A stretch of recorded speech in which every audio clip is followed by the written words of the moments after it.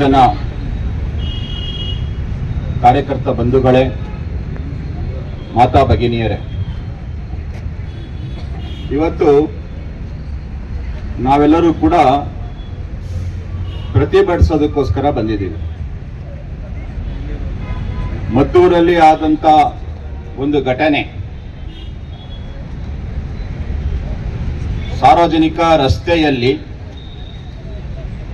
ಗಣಪತಿಯ ಮೆರವಣಿಗೆ ಅನೇಕ ವರ್ಷಗಳಿಂದ ಆ ರಸ್ತೆಯಲ್ಲಿ ನಡೀತಾ ಇದೆ. ಆ ರಸ್ತೆಯಲ್ಲಿ ಗಣಪತಿಯ ಮೆರವಣಿಗೆ ಸಾಗಬೇಕಾದ್ರೆ ಪೂರ್ವ ನಿಯೋಜಿತ ಪ್ರೀ ಪ್ಲಾನ್ ಮಸೀದಿಯಿಂದ ಏಕಾಏಕಿ ಸಿದ್ದರಾಮಯ್ಯನ ಪಾಪದ ಪಿಂಡಗಳು, ಅಶಾಂತಿ ದೂತರು ಗಣಪತಿಯ ಮೆರವಣಿಗೆ ಮೇಲೆ ಕಲ್ಲನ್ನ ಎಸೆದ್ರು. ಅದಕ್ಕೆ ಪ್ರತ್ಯುತ್ತರವನ್ನ ನಾವು ನಿನ್ನೆ ಕೊಟ್ಟಿದ್ದೀವಿ. ಒಂದು ಗಣಪತಿ ಹೋಗಿ 28 ಗಣಪತಿಗಳಾಯ್ತು. ಸಾವಿರಾರು ಇದ್ದಂತ ಸಂಖ್ಯೆ ನಿನ್ನೆ ಸುಮಾರು 60-70 ಸಾವಿರಕ್ಕೂ ಹೆಚ್ಚು ಜನ ಮದ್ದೂರಿನ ಹಿಂದೂಗಳು ಅಂದ್ರೆ ಏನು ಅನ್ನುವಂಥದ್ದನ್ನ ನಿನ್ನೆ ತೋರಿಸಿದ್ದಾರೆ. ಶಾಂತಿಯ ದೂತರು ಅಂತ ನಮ್ಮ ಸಿದ್ದರಾಮಯ್ಯ ಅವರು ಒಂದು ಟೈಟಲ್ ಅನ್ನ ಕೊಟ್ಬಿಟ್ಟಿದ್ದಾರೆ. ಇಸ್ಲಾಂ ಅಂದ್ರೆ ಶಾಂತಿ. ಯಾವ ಇಸ್ಲಾಂ ಅಂದ್ರೆ ಶಾಂತಿ? ಯಾರು ಶಾಂತಿ ಪ್ರಿಯರು ಅಂತೇಳಿ ಕಾಂಗ್ರೆಸ್ ಇವತ್ತು ಟೈಟಲ್ ಅನ್ನ ಕೊಟ್ಟು ಅವರನ್ನ ಸಮರ್ಥನೆ ಮಾಡಿಕೊಳ್ಳುವಂತ ಒಂದು ಪ್ರಯತ್ನವನ್ನ ಇವತ್ತೇನು ಕಾಂಗ್ರೆಸ್ ಮಾಡೋದಕ್ಕೆ ಹೊರಟಿದೆ. ಸ್ವತಂತ್ರ ಪೂರ್ವದಿಂದಲೂ ಕಾಂಗ್ರೆಸ್ ಮಾಡ್ಕೊಂಡು ಬಂದಿರೋದು ಇದನ್ನೇ, ಇವತ್ತಿಗೂ ಕಾಂಗ್ರೆಸ್ ಮಾಡ್ತಾ ಇರೋದು ಇದನ್ನೇ. ಮುಖ್ಯಮಂತ್ರಿ ಸಿದ್ದರಾಮಯ್ಯ ಅವರು ಟೈಟಲ್ ಕೊಟ್ಟಿದ್ದ ಮಾತ್ರಕ್ಕೆ ಶಾಂತಿ ದೂತರು, ಯಾರು ಶಾಂತಿಯ ದೂತರು ಅಂತೇಳಿ ಡಿ ಕೆ ಶಿವಕುಮಾರ್ ಹೇಳ್ತಾ ಇದ್ದಾರೆ, ಸಿದ್ದರಾಮಯ್ಯ ಹೇಳ್ತಾ ಇದ್ದಾರೆ, ಪ್ರಿಯಾಂಕಾ ಖರ್ಗೆ ಹೇಳ್ತಾ ಇದ್ದಾರೆ. ಅವರು ಇಡೀ ದೇಶದಲ್ಲಿ, ಇಡೀ ಪ್ರಪಂಚದಲ್ಲಿ ಯಾವ ರೀತಿಯಲ್ಲಿ ಶಾಂತಿಯಿಂದ ನಡ್ಕೊಳ್ತಾ ಇದ್ದಾರೆ ಅನ್ನುವಂಥದ್ದು ಸಮಾಜ ನೋಡ್ತಾ ಇದೆ. ನೀವೊಂದು ಟೈಟಲ್ ಕೊಟ್ಟಿದ ಮಾತ್ರಕ್ಕೆ ಎಲ್ಲರೂ ನಂಬೋದಕ್ಕೆ ಇವತ್ತು ಇಂದಿನ ಹಿಂದೂ ಸಮಾಜ ಅಲ್ಲ, ಇವತ್ತಿನ ಹಿಂದೂ ಸಮಾಜ ಜಾಗೃತವಾಗಿದೆ. ಕಾಂಗ್ರೆಸ್ ಒಳಗಡೆ ಇರ್ತಕ್ಕಂಥ ಹಿಂದೂಗಳಿಗೆ ನಾನು ಪ್ರಶ್ನೆಯನ್ನ ಮಾಡ್ತೇನೆ. ಕಾಂಗ್ರೆಸ್ ಒಳಗಡೆ ಇರ್ತಕ್ಕಂಥ ಹಿಂದೂಗಳು, ನೀವು ಹಿಂದೂಗಳೇ ಆಗಿದ್ರೆ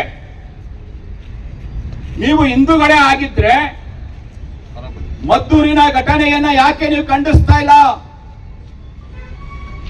ನಿಮ್ಮ ಡಿ ಕೆ ಶಿವಕುಮಾರ್ ಚಾಮುಂಡಿ ಬೆಟ್ಟವನ್ನ ಹಿಂದೂಗಳ ಆಸ್ತಿಯ ಅಂತ ಕೇಳಿದಾಗ ನೀವ್ಯಾಕೆ ಅದನ್ನ ವಿರೋಧಿಸಲಿಲ್ಲ? ಹಾಗಾದ್ರೆ ಕಾಂಗ್ರೆಸ್, ಅದರೊಳಗಡೆ ಇರ್ತಕ್ಕಂಥ ಹಿಂದೂಗಳು, ನೀವು ಧರ್ಮವನ್ನ ಬಿಟ್ಟಿದ್ದೀರಾ,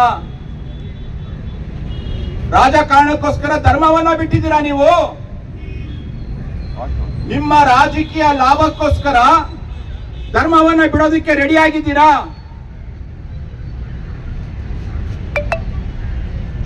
ಒಬ್ಬ ಜಮೀರ್, ಒಬ್ಬ ಹ್ಯಾರಿಸ್ ಇವತ್ತು ಯಾವ ರೀತಿ ನಡ್ಕೊಳ್ತಾ ಇದ್ದಾರೆ? ನಿಮ್ಮ ಪಕ್ಷದಲ್ಲೇ ಇದ್ದಾರೆ, ಅವರು ನಿಮ್ಮ ಪಕ್ಷದ ಮಂತ್ರಿಗಳಾಗಿದ್ದಾರೆ. ಅವರು ಇಸ್ಲಾಂ ಅಂತ ಬಂದಾಗ ಅವ್ರು ಯಾವ ರೀತಿ ನಡ್ಕೊಳ್ತಾ ಇದ್ದಾರೆ?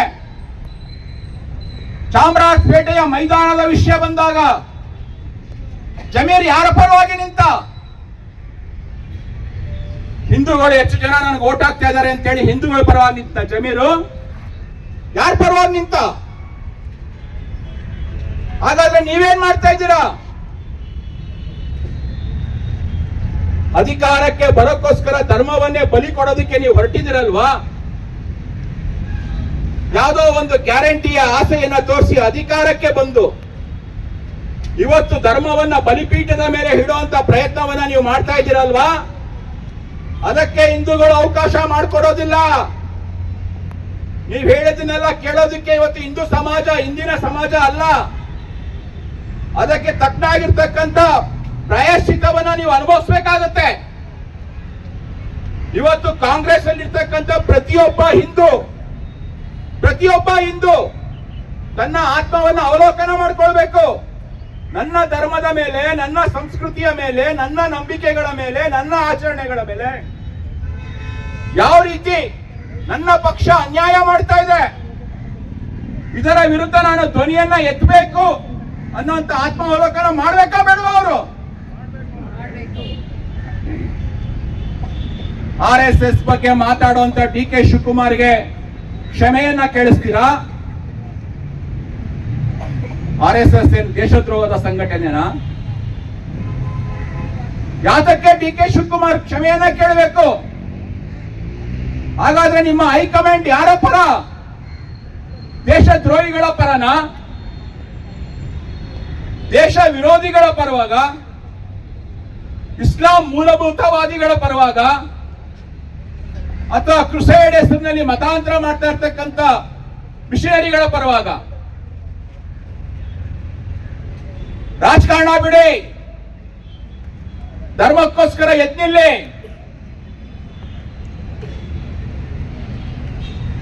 ಹಿಂದೂ ಆಗಿ ಒಂದು ಸ್ವಾಭಿಮಾನ ಇದ್ರೆ ಯಾವಾಗ DK ಶಿವಕುಮಾರ್ ಹೇಳಿಕೆಯನ್ನ ಕೊಟ್ಟರು ಚಾಮುಂಡಿ ಬೆಟ್ಟ ಹಿಂದೂಗಳ ಆಸ್ತಿನ ಅಂತ ಪ್ರಶ್ನೆಯನ್ನ ಎತ್ತಿದ್ರು, ಆಗ್ಲೇ ಕಾಂಗ್ರೆಸ್ ಅಲ್ಲಿ ಇರ್ತಕ್ಕಂಥ ಸಾವಿರಾರು ಹಿಂದೂಗಳು ರಾಜೀನಾಮೆಯನ್ನ ಕೊಟ್ಟು ಬರಬೇಕಾಗಿತ್ತು.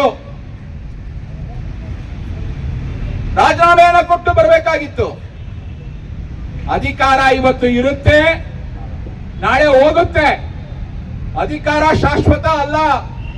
ಈ ದೇಶದಲ್ಲಿ ಧರ್ಮ ಶಾಶ್ವತ, ಸಂಸ್ಕೃತಿ ಶಾಶ್ವತ, ನಿಮ್ಮನೆ ಹೆಣ್ಮಕ್ಳು ಕುಂಕುಮ ಶಾಶ್ವತ. ನಿಮ್ಮನೆ ಹೆಣ್ಮಕ್ಳು ಕುಂಕುಮವನ್ನು ಅಳಿಸೋದಕ್ಕೆ ರೆಡಿಯಾಗಿದ್ದಾರೆ. ಆಗ್ಲೇ ಕೆಲವು ಕಾರ್ಯಕರ್ತರು ಘೋಷಣೆ ಕೂಗ್ತಿದ್ರು. ಆಗ ಒಂದು ಮಾತು ಬಂತು, ಇವತ್ತು ಮದ್ದೂರು, ನಾಳೆ ಯಾರ ಮನೆ? ನಮ್ಮನೆ ಅಲ್ಲ. ಯಾರ ಮನೆ? ಸಿದ್ದರಾಮಯ್ಯನ ಮನೆ.